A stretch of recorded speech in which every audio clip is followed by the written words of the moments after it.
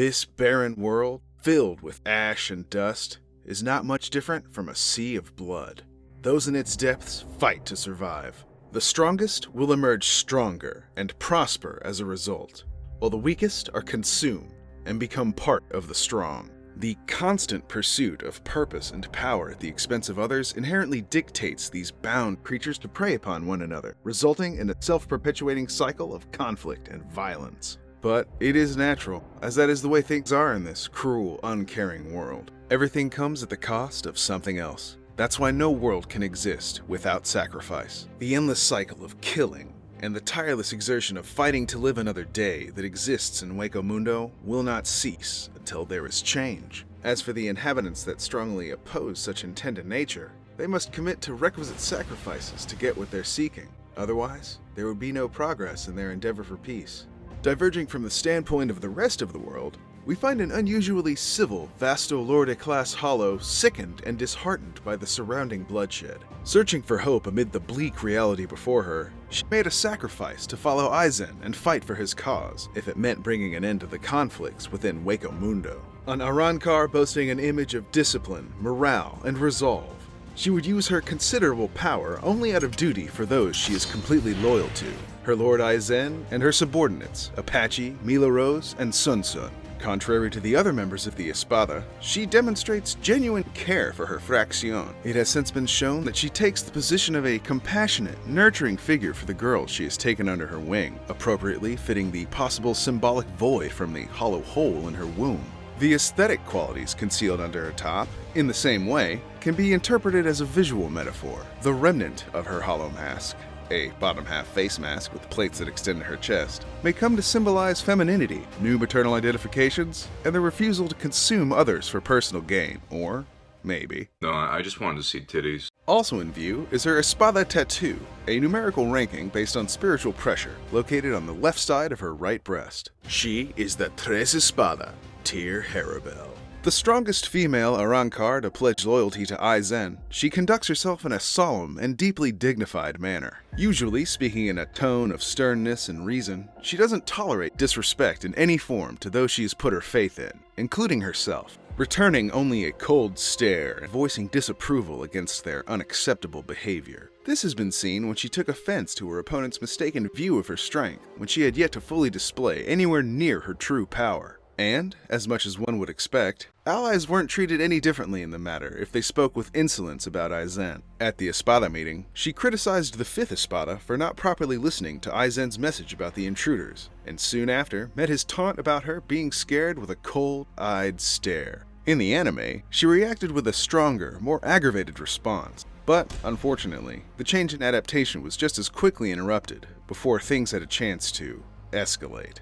She was about to beat this praying mantis motherfucker. On another occasion, preceding the Battle of Fate Karakura Town, she cautioned the 2nd Espada about what he said about their leader Aizen, stating that his comment was out of line. And yet, seeing that she allowed Barragan to lead when Aizen was trapped in the Sphere of Flame, made known when she ordered one of her Fracción to stand down, it's clear she prefers not to unnecessarily instigate a conflict that would produce casualties, since the repercussion of sustaining casualties will also come about. This is her firm commitment to sacrificing for what she wants. As a devoted follower of Aizen, she views his authority in high regard. Despite being confident in herself and her power, she firmly followed through Aizen's warning of the intruders to the Espada, as seen when she treated the intruders with caution in 2 events that happened within an hour of each other. Shortly after the death of the 9th Espada, one of her Fracciones asks her what they should do in response to the killing of a top-ranked Arrancar. Haribel is then last seen looking off the balcony of her quarters, only for the order to take place off-screen. And when a new fight arises between a fellow Espada and one of the intruders, she's still seen looking out from the balcony of her quarters, but with her Fracciones joining her to watch the fight from afar. She chooses not to get involved, and instead takes the opportunity to help her girls accept the sensation that's rippling through their bodies, rather than needing to put up a front. This response is their body's reaction to an Espada unleashing their power in their Resurrection form. Experiencing their most primal fear will help them become closer and deepen their unity to better survive in this brutal world. For it was fear that carried her greatest growth. the fear of failing to live up to her perceived duty as their protector, and bringing about the sacrifices of her comrades when seeking help in a desperate situation. In her anime-only past, it detailed her backstory before becoming an Arrancar, bringing to view her motivations and her devotion to Aizen, the relationship between mistress and subordinates, and a closer look at the brutal environment that is Hueco Mundo. Throughout history in this high predation environment, female hollows were predestined to higher risks of predation, explaining the ratio of prominent male to female Arrancar. Don't touch me. The proportion that had the strength to be considered an Espada at some point could only be counted on one hand. As for the rest, they're either seen as supportive types, or they've been conditioned to fight as a group. Although, at least for Tier Harribel, she always believed in finding strength in numbers. The willful refusal to devour and sacrifice others meant she wouldn't continue to gain power. But Harribel earnestly accepts these limitations, because she's not fighting alone. She works and fights alongside the group of female hollows whom she rescued, to help get them through the unrelenting violence that grips their world. After experiencing the sacrifice of her comrades, she recognizes what is truly important in her life. Fearing that the set of values she imparted upon herself would lead to the sacrifices of her companions again, Harribel joined Aizen to acquire the strength to establish peace, and to protect her comrades from ever having to sacrifice themselves for her sake. 犠牲という名の力があれば、不可能が限りなく可能近づくこともある。 The Tres Espada, in her pre-released state, wields a broadsword that has a hollow body. A blade of this design may not be optimal for cutting, but in exchange, the space in the center can be filled with spiritual power, granting Harribel the ability to launch energy blade projectiles and empower her melee attacks with the sword, possessing an incredible blend of grace entwined with great power. Hunt. And as such, befitting of an apex predator of the sea. For that is what she is, the Imperial Shark Empress. Feast one's eyes, the Tres Espadas Resurrección, for it has an immaculate yet stirring visual motif like that of a shark. In this royal form, wielding a massive broadsword that resembles a shark's tooth, she can easily cut through an opponent with the sheer pressure of a slash, cast a seto following the arc of her sword swing, and gain access to her dormant powers of the creation and manipulation of water. To unleash her greatest water manifestation technique, it is imperative for her to use smaller scale attacks to create the necessary moisture in the air to make the move as devastating as possible. This gives rise to a more conservative and rinse and repeat oriented fighting style, waiting for that condensation to be just right to bring forth a city-flooding torrent of high-pressure water to crush her opponent with one blow. The act of giving in return for something of greater power is a central idea that not only the master has found that they have taken part in. It becomes apparent that her followers, Apache, Mila Rose, and Sun Sun, have taken their benevolent leader's words to heart, and too imparted the teachings toward their one combined joint technique. A unified offering where they give up a part of themselves to create, in focus, a higher power. The strong bond between the Third Espada and her fractions is built on a foundation of mutual respect, loyalty, and faith. It has been long established that the Queen is resolved to die fighting for her followers, as much as they are willing to die for her. For Tier Harribel, it's those ties with her three companions that make her stronger. Under the seeming death of her girls, she does not mourn and weep, You have all fought well. but rather valorously presses on in the face of the loss. She only looks forward. She can never stop moving, as she's carrying on the strength and will of those who gave their lives in service of the mission, resolved that the noble sacrifices shall not have been in vain. For if she falls, they will have died for nothing, and that would be her greatest failure as their leader. That is her aspect of death, the theme of sacrifice. 我々の存在は尊い犠牲の上に成り立っている。必ず我々も犠牲を強いられることになるだろう。 Crossing swords with the captain of the 10th Division in the Gote 13 in her battle at Fate Karakura Town, she decides to get serious after the assumed death of her subordinates, holding their resolve to carry on and finding the inner strength needed to get her through the hardships. It matters not here upon what challenges may be presented. She will persevere in the name of the cause her subordinates had died fighting for.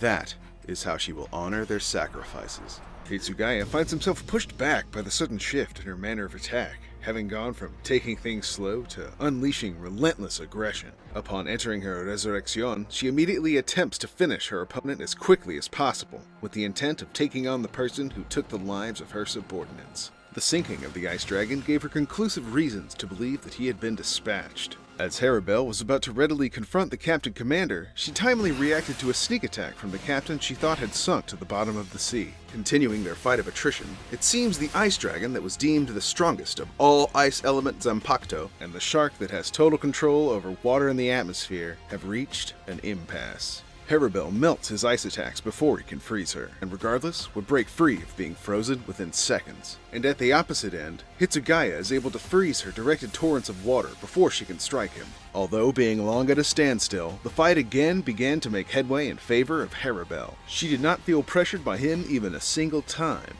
whereas he barely managed to get by after almost every turn. It didn't help that the anime really made things more stressful for him. お前の仲間が犠牲となるか、お前自身が犠牲となるのか。 Of course, he chooses the latter, but is self-sacrifice the decision that needed to be made when it would only be in vain? What good is there in throwing your life away when nothing will change from your death? What's stopping her from putting those whom he died protecting in harm's way again?